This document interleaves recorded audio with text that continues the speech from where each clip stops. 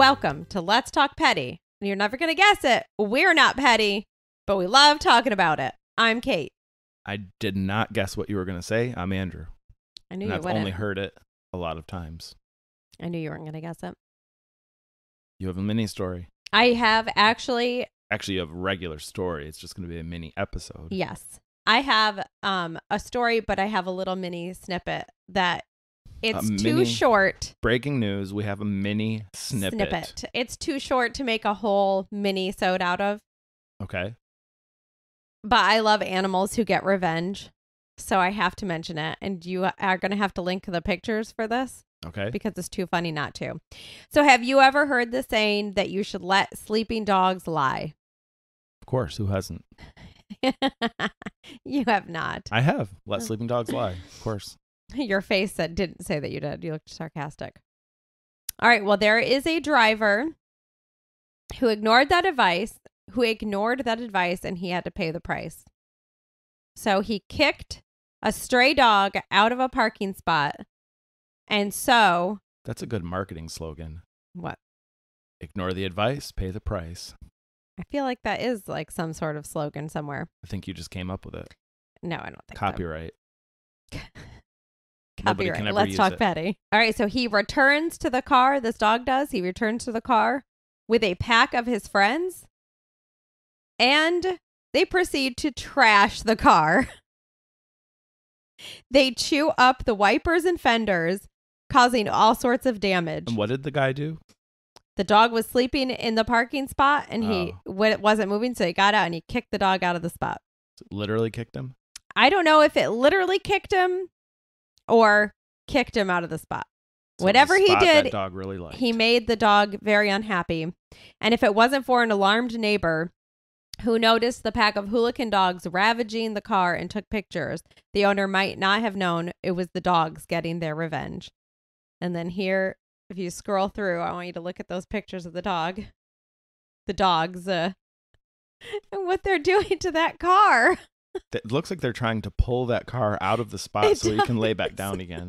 So let sleeping dogs lie. Literally. Or they come back with a pack of their hooligan friends and they trash your car. Think about all the times we've kicked the dog off of our couch. Imagine if that happened every time. We'd be buying a new couch weekly. Oh my God. And our dogs are so dumb. I could see them doing something like that. Luckily, we don't let them outside to have friends. No. Yeah. They can't. They don't have hooligan friends. Well, there's 4 of them. So I guess they could be considered a pack of dogs. Yeah, but I guess they kind of are hooligans. I guess we do have hooligan friends. They are hooligans. We got to be on the lookout. All right. So have you ever heard of Roberta Gibb or Bobby Gibb? Roberta or Bobby, or is it the same person? It's the same person. Her name is Roberta, but people call her Bobby. I don't know. It sounds familiar, but probably not. So ever since you did your episode about Elizabeth Packard and our phones listen to us, I've been getting all sorts of stories of women who have changed the stereotypical ways that women were viewed in history. So that's why I did that story about the slacks. A couple weeks ago, yep. And now I have this story about Bobby Gibb, who was the first woman to run in the Boston Marathon. Didn't know. I've never heard of her. Obviously, just like with the slacks, women also, there was this crazy idea that women they just were not athletic. Women are just not athletic. How long ago was this story? Guess what year she ran in the Boston Marathon for the first time as a woman? 1947. No, this actually happened in 1966. Wow. Only a few, 12 years before I was born, 11 years before you were born, women were not allowed to run in the Boston Marathon. And the reason why is because the Amateur Athletic Union, or the AAU, it's hard to read this without laughing, only because you and I have done like, a lot of races together, Mm-hmm. and we've ran together. But guess how long they said was about the longest that a woman could run for? To the end of the driveway to get their mail. I mean, they might as well have. But according to them, 1.5 miles. So as long as a woman can go. Is that round trip or one way? I don't know. I'm assuming round trip. But 1.5 miles is about, that's all that women in our frail bodies can handle. We only push children out of a very small hole. But yeah, running is not for us. I'm just picturing women going out and running. And there's just 1.5 miles from where they start, and they're just women just keeling over, just falling down, faces hitting their floor. They can't go anymore. They are just collapsing left and right. We told you they can't make it. I mean, the way that they put it, it sounds like it. It's so stupid. All right, so she did apply for this marathon to be able to run in it.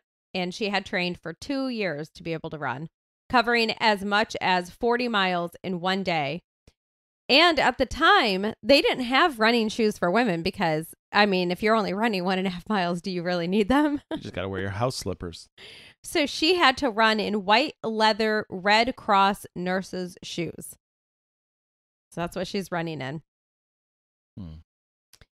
So after she applied, in February 1966, she received a letter from the race director, Will Cloney, informing her that women were not physiologically capable of running marathon distances, and that under the rules that governed amateur sports set out by the AAU, women were not allowed to run more than 1.5 miles competitively.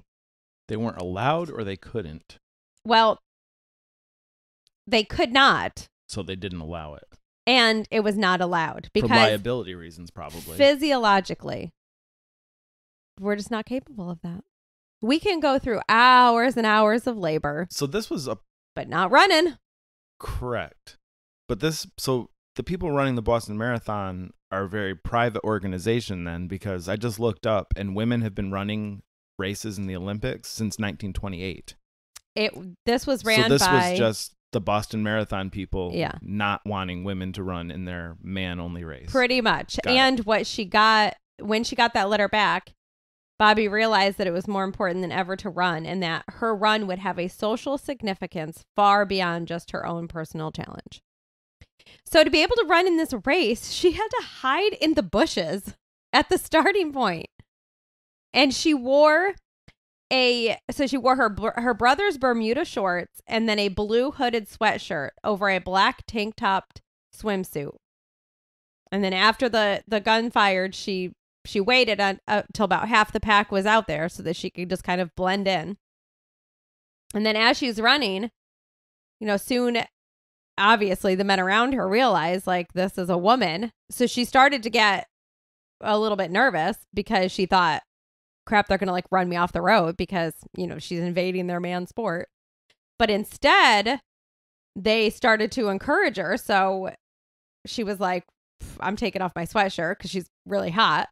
So she took off her sweatshirt, and then the crowds just reacted like crazy. They're cheering her on. There's these stories of people who were just said it was amazing to see. By the time she gets to the end of the race, the governor of Massachusetts, John Volpe, is there to shake her hand. She finishes in 3 hours, 21 minutes, and 40 seconds ahead of 2/3 of the runners. So you would think, everybody's reactions are really good, right? Mm-hmm. So maybe it's starting to go towards, great, women are going to run in this race. Especially, the governor of Massachusetts is there. But instead, they decide they're banning women from running in the Boston Marathon. So maybe that was the private choice that they made, because I clicked the link that gave me the information about women running. Uh-huh. So in 1928, they ran 800 meters. that was the first time women were allowed to run in the Olympics, and multiple women at the finish line collapsed. For whatever reason, maybe it was hot, who knows? Whatever the reason was, they collapsed. And so that's where the stigma of women can't run long distances came from. And so they banned it after that point because it was too difficult of a strain on the female body. Forget childbirth. Just running is too difficult of a strain. And it was banned until the 1960 Olympic Games. So there was like 32 years there where they weren't running. And then there's video footage, and it's literally only one woman that collapsed, not multiple like people were originally reporting. Which even now, men and women. I mean, have you ever seen? Yeah, they'll just collapse. Just their legs give out. Yeah. Like there's this video of this runner at the end of his race. He's trying to propose to his girlfriend, which was adorable. He literally couldn't stand. He couldn't even get to his knees. His legs were shaking so bad. And I would like to see multiple people, men, try to run around a racetrack 2 times without getting to the end and collapsing. Yeah, it's ridiculous. So they ban it. Women are not going to run. But the next year, 1967, Catherine Switzer and Bobby, along with, I want to say there was like 4 other women, they decided they're going to run in the Boston Marathon anyway. They don't care. Mm-hmm. So during her run, the Catherine Switzer, she actually has her boyfriend and her trainer are with her to try to help protect pretty much if anything goes down for this whole thing. So she had during the race, the race manager, Jock Semple, comes out and he is trying to assault Switzer as she's running, trying to grab her bib number and thereby remove her from official competition. So in the process of doing this, he knocks down Switzer's trainer and fellow runner Arnie Briggs when he tries to protect her. And so Semple was shoved to the ground by Switzer's boyfriend, Thomas Miller, who was running with her. And she completed the race after that. So they ban women from competing in races against men. That's when it was. This is when they got banned.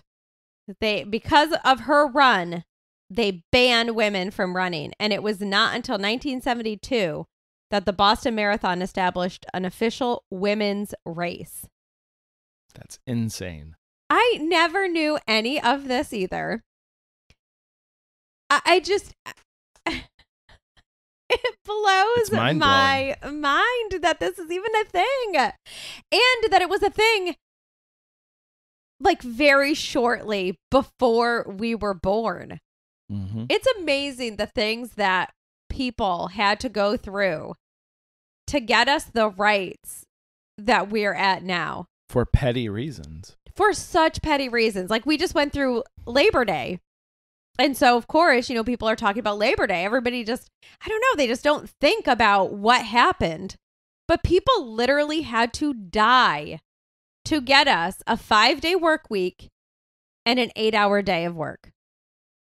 They died so that we could have that. That is why we have Labor Day, is to remember that.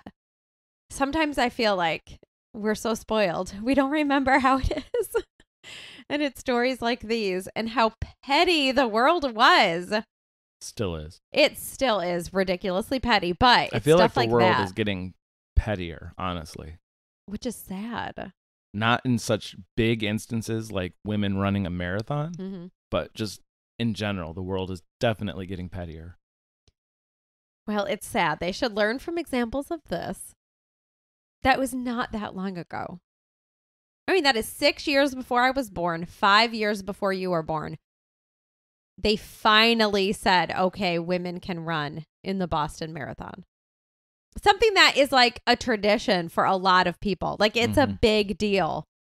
And now when you see it, like there's so many people of different races, different colors, men and women. So to us, it's just like, yeah, that's what the Boston Marathon is. But not that long ago, it wasn't that way.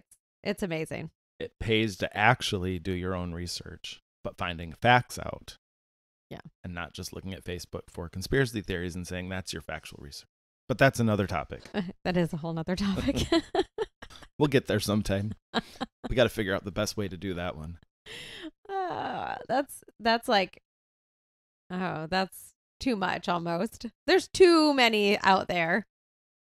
And so, I was just scrolling through the rest of that article, and there's one thing that was bold-faced that kind of stood out. So men generally can run faster than women. Yeah. For the most part, over a certain period of track, just the build of men. Yeah.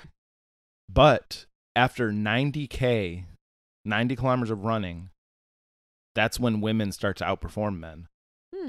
So they've got a longer endurance than men do. Yeah, because you have to have a lot of endurance to go through a lot of labor, because not every woman can go in and just pop out a baby. As I know, from 48 hours worth of labor. And that was actually tested and proven that women at that point have that stamina where men start to fall off. So technically, women can run farther and longer than men. Imagine that. And they can wear slacks while they're running. They can wear slacks. It would have been funny if in that article somewhere along the ways they were like, you can't run in this. You have to wear shorts. Women are only allowed to wear dresses. I mean, that's right along that thinking. I need to make a shirt that says I'm a slacktivist. You do? I do. All right, but that was my story. That was my mini story. Very good story. I added to it. Sorry. That's what makes it good. It was just too good of information to pass up. And it was. There was I think it drove the point home of how petty these people were being about the race. Yes, so ridiculous. So petty that you are running out and trying to grab her bib off. Can you imagine as you're running? Would they have let her keep running if she didn't have her bib on? I know, like her bib's gone. Your bib, you can't count you. You don't have a bib. Your bib is gone. It's like you didn't even run. Oh, and I didn't even mention like with Bobby when she was running, because she was not registered and she's just running. They were like, oh, well, we don't even know if she was actually running. We have no record of this woman running, and there's no proof that she was actually running. And she's like, okay, how about you ask the crowds that were cheering me on or the fellow runners? And then she's like, hey, I don't have time for this ridiculousness is pretty much what she says at the end. Like, if this is your argument, it kind of sucks. Yeah. Good story. Good lesson. Just let the women run and wear pants. Well, now we can. Thanks to these women that we're learning about. It's fascinating. Amazing stuff. It is. I'm giving dumb stories about HOAs and you're giving stories about things that actually matter. Oh, no, I have lots of dumb stories. Like the one I said at the very beginning with the dogs. True. I love that they trashed his car. True. So this was a first. You got two stories in a mini episode. Groundbreaking for a woman. No other woman has ever done this, and everybody will talk about it. For everybody. The rest of eternity. So that's our episode. Go to our website, letstalkpetty.com. You can listen to all of our season 1 episodes. We're getting dangerously close to releasing season 2, where there will be video, which we're both very happy about. Like, cheer it every single day. No, we do not. And we have one person to thank for us finally doing videos. I don't know how I feel about this. You know exactly how you feel. You love it. No, I don't. But you can go there, listen to all of season 1, get caught up before season 2 comes out. Go find all of our social media. You can chat with us on Twitter, which is pretty much the only one we really regularly use. You can leave a message, tell us about races that you ran in, and if anyone tried to accost you and steal your bib.